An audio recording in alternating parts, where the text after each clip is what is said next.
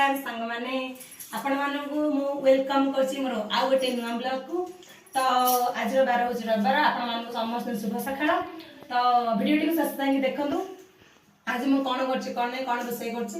जदि video T भल लागिथिबे तेबे लाइक करिवे, कमेंट करबे जमाई भूलिबेनी। जो माने मो चैनल रे सब्सक्राइब करबे जमाई भूलिबेनी, सब्सक्राइब कर देबे। तो चलंतु आज मु कोन करछि आपण मानकु देखेबी।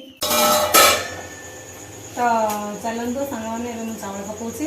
चावल धोई के मु नै आछि आगु ए पकाउछि। वीडियो बनैबारे मोर माने समस्त मते कहंदी मो सांग साथी माने एमि समस्त कहंदी यूट्यूब वीडियो बनाबे। तो मुझे बनवाई चेष्टा कर नथी मोर भी इच्छा है बनवाई। तो से बनाऊँ आपण मन सपोर्ट बिना तो मुझे चाउल पकई सारे मोर हाथ फुटुचे। मुझे साधा करी बोली अदा अदा आउ कंचा लंका छेचुची। आज तो रविवार आमर कई भी रसुण पिज सब खाती गोटाए नहीं खाऊ अरुआ न खाऊ। तो मुझे साधा पे काटी दबा कौन सतबे काटी आलू फुलकोबी गाजर टमाटो जह्नी सबू काटी सारी साधा बात बसैबी। तो आपण मैंने एमती मो चैनल रे जुड़ी रुहतु, आगु को देखंतु, सपोर्ट करंतु। बसंती हाय करो समस्त हाय करो। तू कौन मैं सोच से उठुनु आ किसी कॉल साहले हाय क्या करथु ना कोन अभी आसुनी सारा संग हमरा अपन सारा संग करते এখন তো আমরা কিছু যাই কি चलो देखिए मो दीदी आज कौन करूची। दीदी काम करती रसोई करती तले जान तले देखो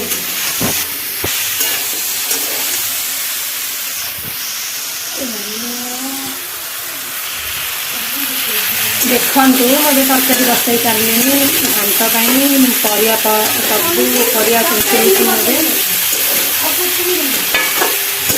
चुंचुड़ी भाजु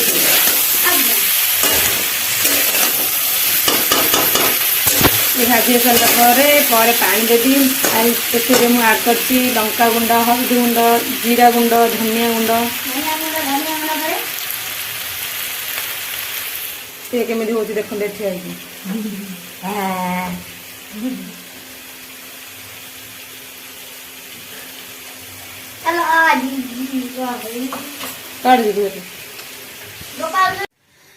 चलतु आज आम करवा कखारु फूल पिठौ दिया भजा। हाय कखारु फूल मत बहुत भल लगे। कखारु फूल खाया कखारु फूल हो साग हो कि कखारु मत सब किसी भल लगे खाया खास कर ए फूल कखारु फूल पिठौ भजा कर से चाउल बतरे दी आगु बाटिदेवी भजा करी तरकारी आम हो जाए हम पिठौ भजा। देखो मुझे चाउल बाटी सारी आड कर जीरा पाउडर धनिया पाउडर अदा मसला गरम मसला आउ हल्दी मर्च लंका गुंडा सबू आउ ये है कखारु फूल जहाँकि मुझे धोईक आगु हलदी पानी रखी सारी छाणिक ए चलतु या भाजवा। तो देखो आमर ए कखारु फूल पिठौ भजा स्टार्ट हो सारी हो सारा आम तो देखो आमर ए कखारु फूल पकई सारी तवे ये टिके पर आपको टिके 5 मिनट पर एपट सेपट टे करदेबा।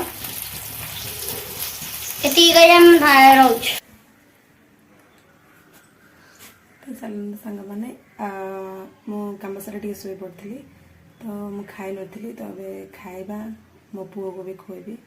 तो चलते